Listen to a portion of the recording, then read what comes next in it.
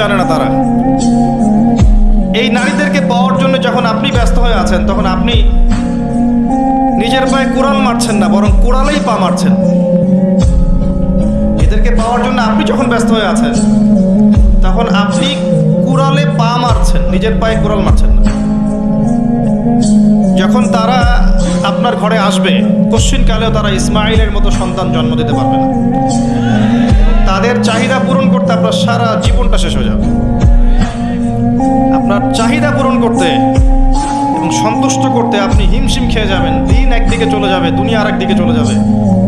হাজার চেষ্টা করলেও দেখবেন আপনি দিন নিয়ে চলতে পারছেন না। টোটালি ফিতনাময় পরিবেশ। ইনশাআল্লাহ আমি 14 ফেব্রুয়ারির আগে আরেকটা কনস্ট্রাকটিভ লেকচার দিব ইনশাআল্লাহ, অপেক্ষায় থাকেন।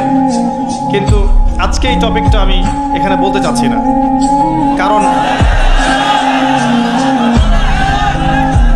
আমার মূল টপিকটা থেকে আমি সরে যাব। যতটুকু বলার বলছি, কিন্তু পুরো ডিটেলস আমি বিষয় আজকে বলতে পারবো না, সময় পাবো না।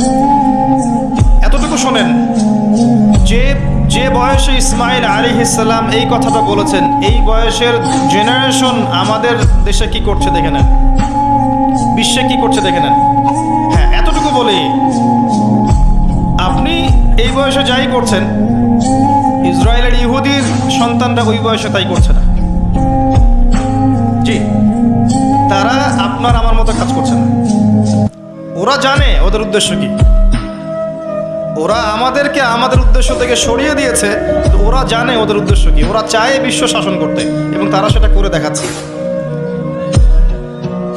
আর আমরা তো জানি না যে আমরা একটা সিংহের জাতি, বীরের জাতি। সারা বিশ্ব আমরা দাপিয়ে বেরিয়েছি এক সময়, শতাব্দীর পর শতাব্দী। এটা আমাদের যুব সমাজ জানেই না। মনে করিয়ে দেওয়া লাগে খালিদ বিন ওয়ালিদ একজন বীর ছিলেন, উমর ইবনুল খাত্তাব একজন বীর ছিলেন। এগুলো তাদেরকে বোঝানো লাগে, বলে দেওয়া লাগে। আপনি রাস্তায় হাঁটেন এবং এই নর্মাল সোসাইটির ছেলেদেরকে মাইক নিয়ে নিয়ে জিজ্ঞাসা করেন যে উমর রাদিয়াল্লাহু আনহু কত বছর বয়সে ইসলাম কবুল করেছে তুমি জানো? বলবে যে উমর রাদিয়াল্লাহু আনহু কে।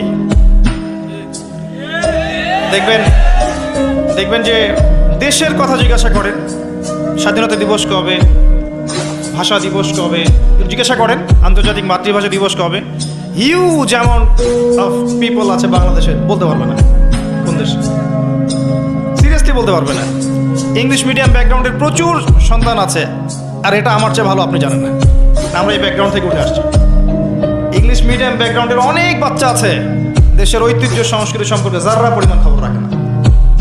কই, তাদের বিরুদ্ধে তো কখনো মিডিয়া তেরে আসে না। আসে? মাদ্রাসায় তেরে আসবে। মাদ্রাসায় গিয়ে জিজ্ঞাসা করবে জাতীয় সঙ্গীতের 10 লাইন বলতে পারো? এই জাতীয় সঙ্গীতের 10 লাইন অনেক ইংলিশ মিডিয়ামের বাচ্চাও পারে না। কই, ওটা নিয়ে রিপোর্ট তো করেন নাই।